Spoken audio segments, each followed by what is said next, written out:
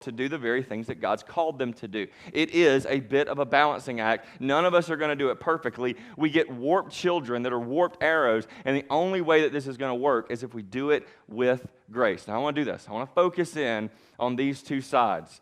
First, we're going to talk about character development, and then we'll talk a little bit about freedom. Now, I want you to know this. There is a big difference between behavior modification and shepherding a child's heart.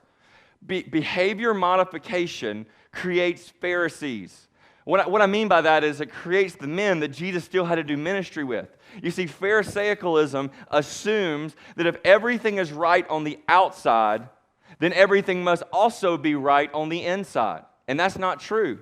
If you have all the right things, if you're doing all the right things, you make all the right decisions, that doesn't mean that you're right with God, because there's work that still has to happen on the inside. Behavior modification does not equal what God has called us to do, and that is to shepherd the child's heart. I want you to see this. This is Ephesians chapter 6, verse 1. I want you to hear this. The Bible says this: "Children, obey your parents in the Lord, for this is right.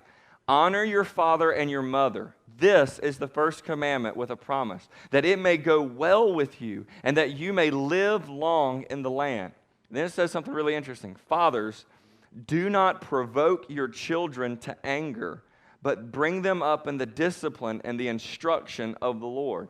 It's really interesting that he does talk to us about the discipline and the instruction, the character building side. But he also reminds us that we have to shepherd our child's heart by not provoking them towards anger. That is a command towards the Father to make sure that we don't do that with our children.